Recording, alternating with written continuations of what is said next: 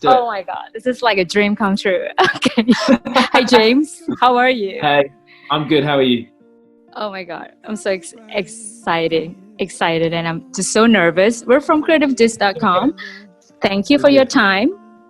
I'm Reda, and so let's start the first question. Well, congratulations on your "Chew on My Heart" single. It's such Thank a you. really lovely song. But Thank you. I read also in your article that the "Chew on My Heart" is actually one of your most positive songs you've ever written. Can you tell us about it? Yeah. I've written so many songs in the past that really are sort of rooted in, and they come from a kind of a place of sadness and a place of heartbreak. But and I thought when I was writing "Chew on My Heart," I thought when I was writing a lot of the songs for this third album that I was doing the same thing. But I listened back after I'd written all the songs and after I'd recorded them all. I had this moment at the beginning of lockdown where I had nothing else to do, everything had stopped. I was just listening through the songs. And I realised how sort of positive all of it was. I realised what what I was writing about. And so basically I've been with my girlfriend for 13 years. Wow. For a long time, and I realized all these songs were kind of a big tribute to that relationship and how important it is to me, and the songs were to her quite directly sometimes.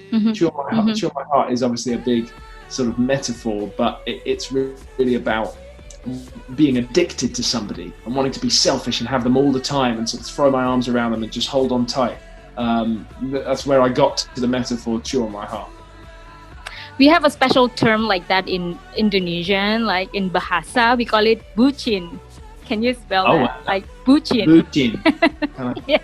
I wouldn't know how to spell it. How do you? Right. It's bucin. It's like when someone is surrender their love to their loved one. It's like on that beautiful. song too. Bucin, all right. Okay, right. So this song is actually leading to your fourth album, which is Third album. Do you think that the third? Third album, yeah. I did Third an EP, album. an EP in between, which is little, just 4 songs, but yeah, third album. Right. Okay.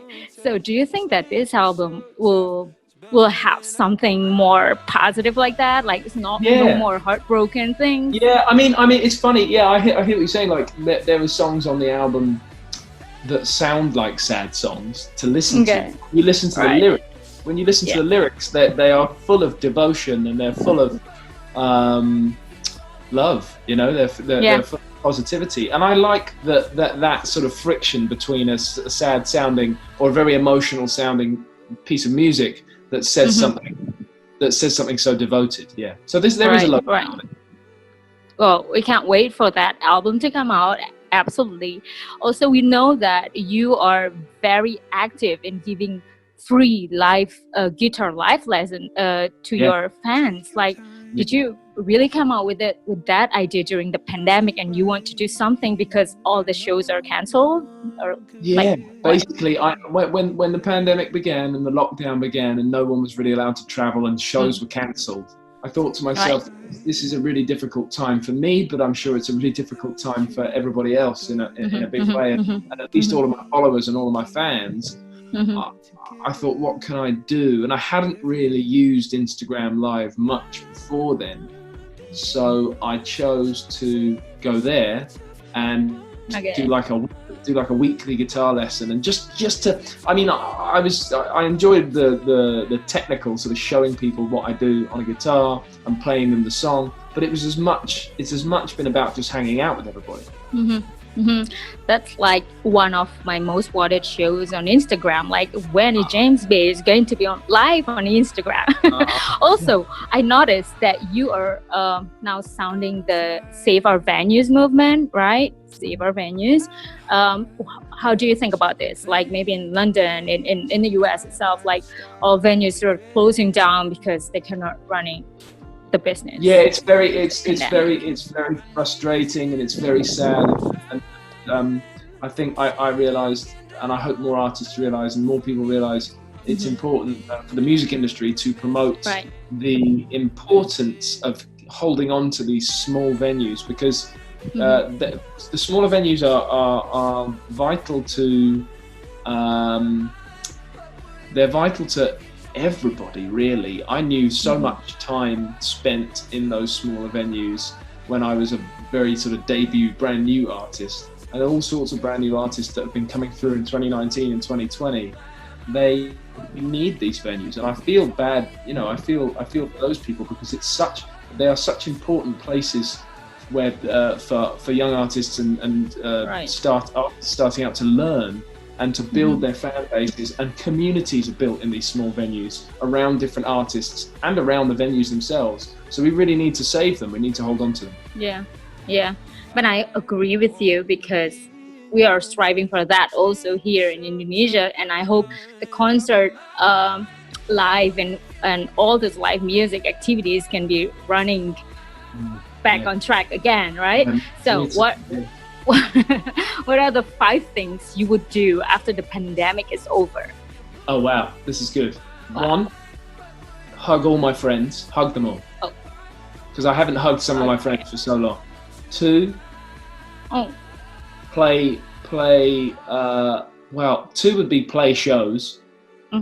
3 would be play shows, because I do have so much to do. Right, absolutely. After the pandemic's over, I would also 4, I would go and see a movie, because I haven't done that for so long. Like, movie theaters are closed. Here 5, too. 5, I would just have a party. I would just have all my friends round and have a massive party. Yeah. Wow. Okay. Yeah. Party is on the list. Well, okay. So this is like last but not least, like you shared the 5 things you'd like to do. Now, can you give us a shout out for your fans in Indonesia that they'll be waiting? I watched your show. It was like in 2018, I guess, in We the Best in Jakarta. I was like, oh my God, that's like honestly, a forgettable moment. To all my fans in Indonesia, I really miss you, and I really planned to be coming back to Indonesia this year. Sadly, it doesn't look like it's going to happen, but I very much hope it'll be in 2021. All I know is I will come back. I will be back, because we had such a great time in 2018. Somebody, when I arrived in 2018, before we played that festival, somebody left me a batik shirt in my hotel room. It was the greatest shirt. I still have it. And I wore it on stage. I wore it on stage that night, and I just had such a lovely time playing to that incredible crowd. And I became addicted to all those people. And I just can't wait to get back. So I love everybody in Indonesia, and I'll be back as soon as I can.